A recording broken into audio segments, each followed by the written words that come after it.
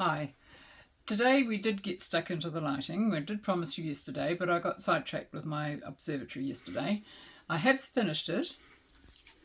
I've got the finish the way I want it. It's not smooth and kind of technical like this one here. It's more in keeping with its age with the house, I think. And I've got a little sliding panel, but I've got to work out a pulley system now. So that will slide up when it's not in use. And at the back, I'm going to leave it open so you can see into there, but I'll have to put some steps so that Edward can climb into it. And apart from that, it's pretty much okay. This worked out really well. Steaming these pieces of wood worked out really well. Now, Roger did do a video of the LEDs, and he's got a lot of information for you, but if you need to know something about calculating the load on your LEDs or what LEDs will go with what batteries, just drop us a line and we'll let you know. Hi, so here I am, Roger the electrician. I'm here to help Jill with her LEDs. There's lots of little things we've discovered today, and if you've got any questions about LEDs and power supplies, just drop us a note and I can give you more detail. But here's a little trick I learnt. If you look at these wires, they're incredibly fine and they're very hard to strip. We've got these little stripper gadgets, but even that's not fine enough, and it keeps cutting through the wire, but you need a little bit of wire length to make a proper contact with your power supply. So what I learnt today on YouTube was this little trick.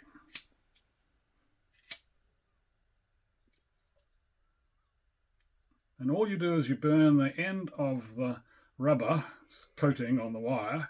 It blackens and softens, and you just pull it off. And that gives you, hard to see I think there, but just gives you the little bit you need to make it work.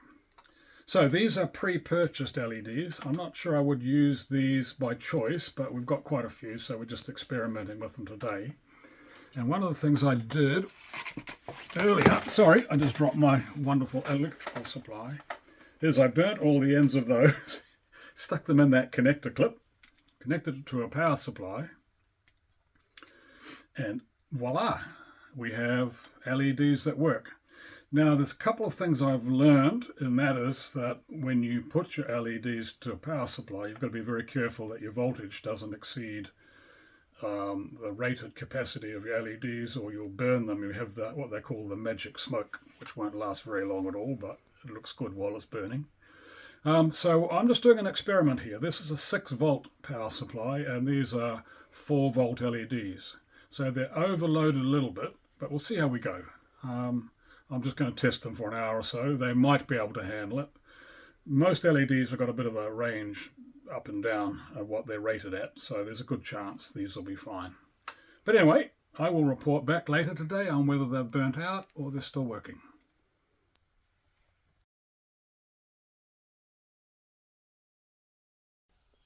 Hi, Roger the Sparky back. So my LEDs have been running for 3 hours now. So here they go. They're still here and they're still working. None of them are hot, so I don't think they're overloading. But just a couple of things. So basically we're at the point now where I think I know enough about these guys to be able to wire them up. But a couple of points I would make is that we are feeding more current to them than they're rated for. So over time they're probably going to burn out a little faster than if they were at their right rated voltage. So when we put them into the house, we'll put a resistor in to reduce the current a little bit so that it suits these bulbs. And that's what I would recommend to anybody when you're wiring up a house. Think about the current and don't give it any more than you need, because it'll either flatten the battery or burn the bulbs out. But we're pretty happy with how we go.